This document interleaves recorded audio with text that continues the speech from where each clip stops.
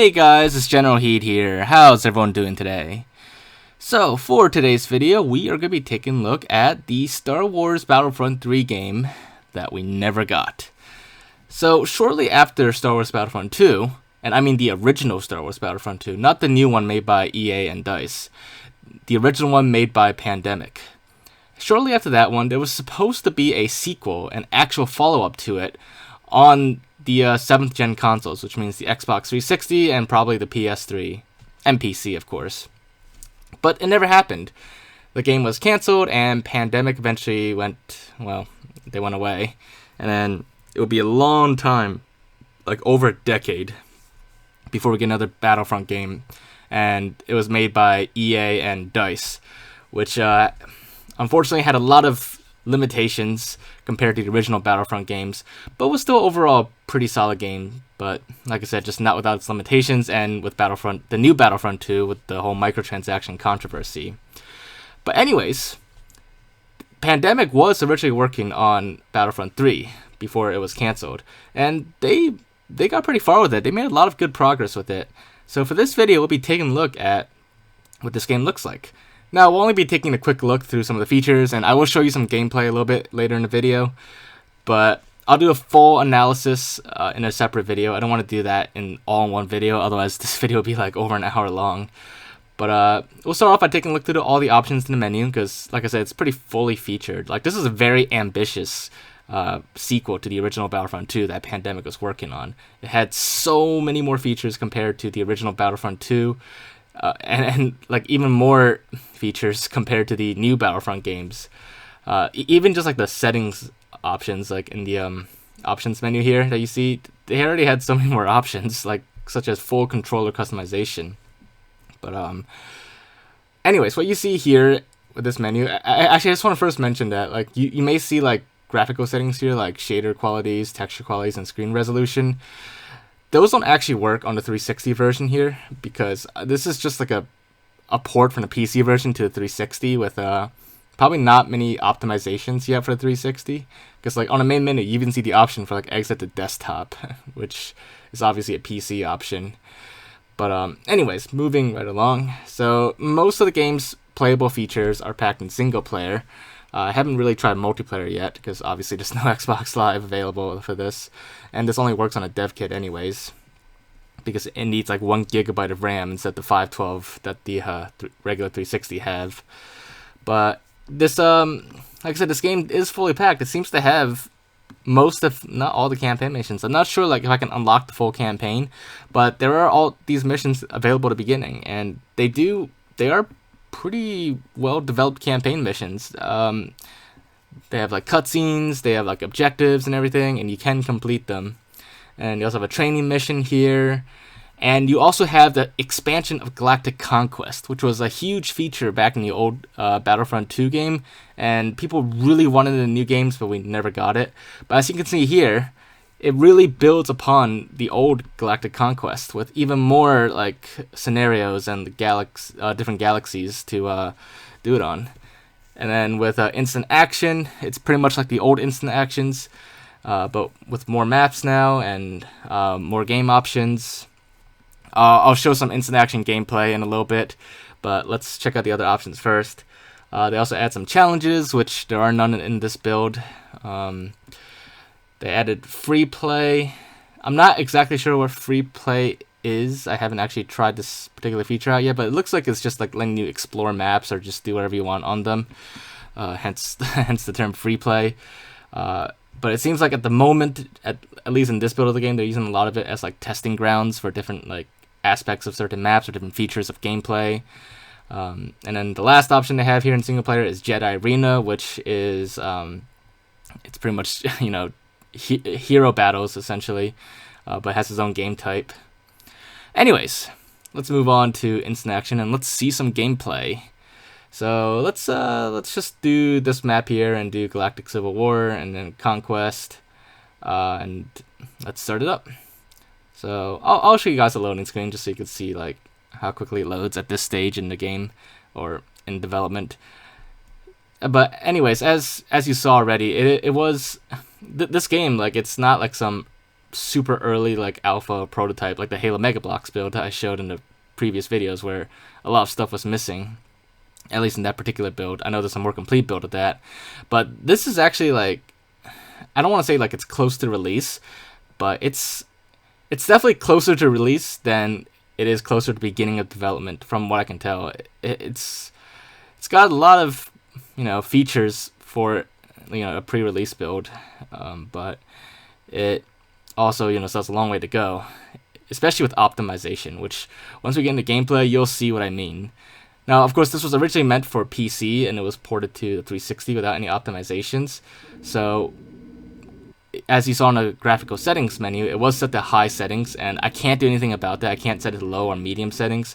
So we are playing at high settings on PC, or that would be on PC, and unfortunately, as a result of that, this game is running at like 15 frames per second at best, and at worst, like less than 10 frames per second. So it's barely playable at this stage in development.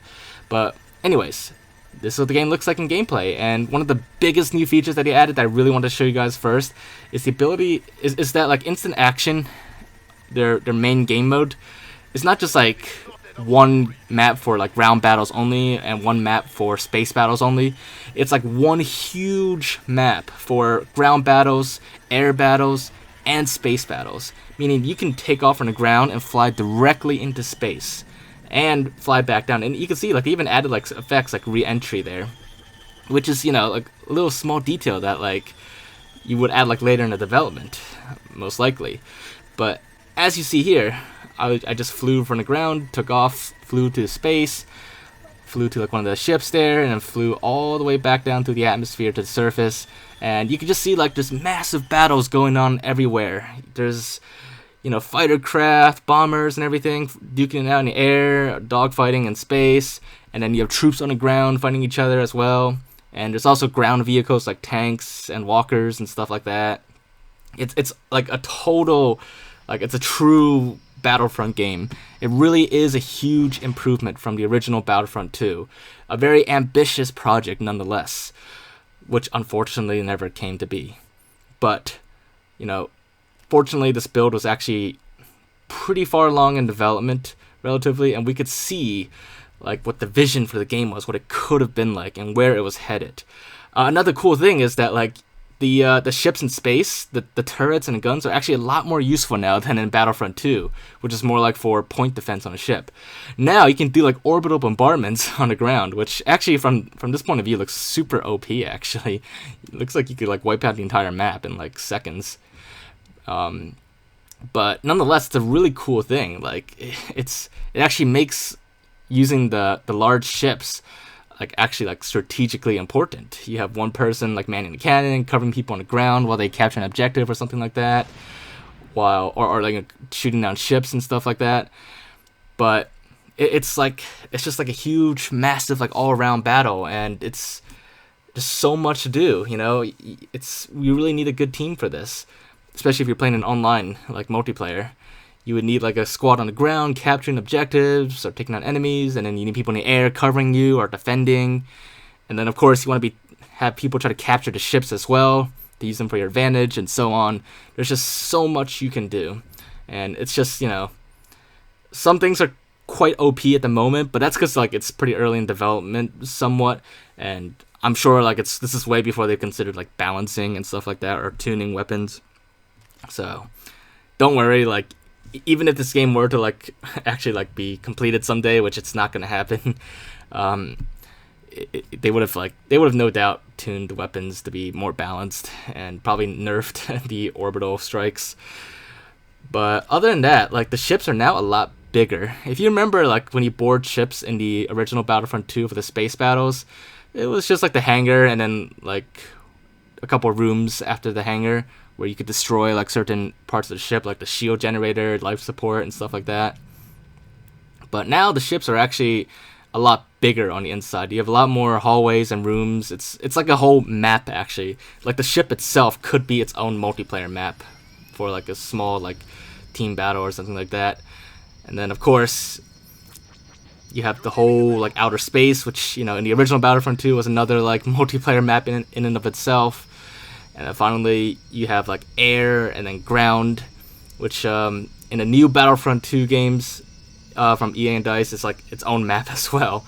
So this game was a lot more. I mean, it was a 360 game, so the new Battlefront games on Xbox One and PS4 and PC from DICE, they do look a lot nicer visually speaking and run a lot better, of course, because they use modern hardware. But like I said, they don't have the amount of features that were originally planned that Pandemic was trying to go for with the original Battlefront 3 game. But who knows, if a new Star Wars Battlefront 3 happens, perhaps EA and DICE could finally fully realize the original vision that Pandemic had, and maybe in Battlefront 3, because they made a lot of improvements in Battlefront 2 from Battlefront 1. They did add space battles eventually, and they added like a lot of other features that people have been wanting for a while. It's still missing a lot of features like Galactic Conquest, for example. But they've definitely been listening to the community, and they've been adding more features. And hopefully, maybe in Battlefront, like the new Battlefront 3, if and when it happens, perhaps they could add pretty much everything we see here for like a whole like bigger, massive game. Because I gotta tell you, like since I was like younger, little, I've always wanted like some Battlefront like game where you have like massive like planet to air to space battles. Like you could take off on the ground and fly from surface to space.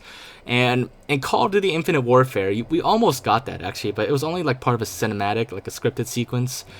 But aside from that, like that's the closest we've ever gotten to Battlefront 3. Really, no modern game has really matched the Battlefront 3. It's such an ambitious game, and it's so bad. It's such a shame that it never happened, unfortunately.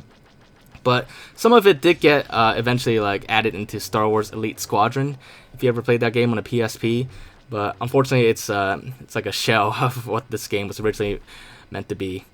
But yeah, so hopefully you guys find this quick view of Battlefront 3 to be interesting. And like I said, I will be making like a full analysis video, like with every single aspect. We'll be taking like an in-depth look at it eventually. But for now, just wanted to show you guys really quickly some of the gameplay of this game and some features. But if you guys did enjoy this video, then as always, make sure to leave a like, leave your thoughts and comments. If there's anything else you want me to check out or anything you want me to look into specifically for the full analysis of Battlefront 3, let me know in the comments below, and I'll definitely do my best to look into it or take it into consideration when I get the chance. But other than that, if you haven't already, do make sure to subscribe to my channel so you can see that full analysis video when it comes out and other new videos when I upload them. But other than that, I will see you all next time. Bye, guys.